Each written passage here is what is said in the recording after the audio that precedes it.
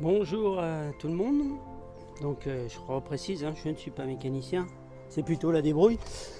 Donc là on est sur une Citroën 1.6 HDI. Donc j'avais une perte de puissance, comme si elle s'étouffait. Quand j'ai accéléré, elle ne voulait pas monter dans les tours et je plafonnais à 80-90 km/h. Impossible d'aller plus. Une fois que j'étais sur le plat, elle arrivait un petit peu à monter, mais alors j'avais changé le débitmètre.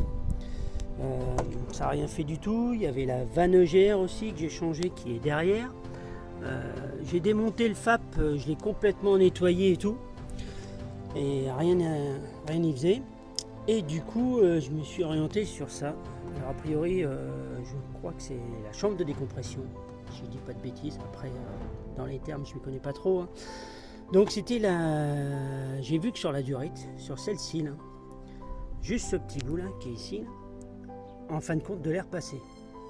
Donc j'ai changé la durite, voilà, qui part ici là et qui arrive derrière. Donc je vais passer sous la voiture, je vais vous montrer. Et en même temps j'ai vu qu'il y avait une deuxième durite qui avait un petit peu de jeu dessus. Donc j'ai redécoupé un morceau de durite et j'en ai remis un. Donc là je vais aller faire les essais et ben je vais voir ce que ça va donner. Voilà. Je vais refilmer sous la voiture pour vous montrer où ça se trouve. Donc là je suis sous la voiture. Ouais, j'ai l'avantage d'avoir fait une petite fosse en parpaing dans le jardin.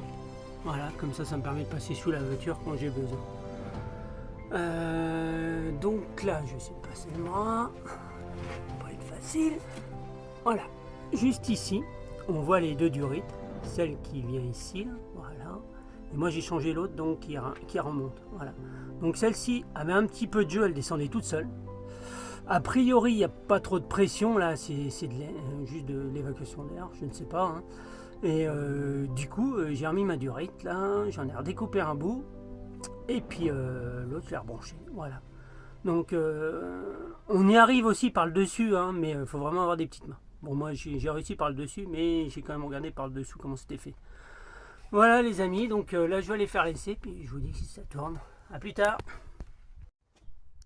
Eh ben c'est nickel, voilà. Donc la voiture a repris de la puissance, elle monte dans les tours, impeccable, je peux monter largement au-dessus de 130, là c'était pas le cas ce matin, mais nickel. Là je suis super content.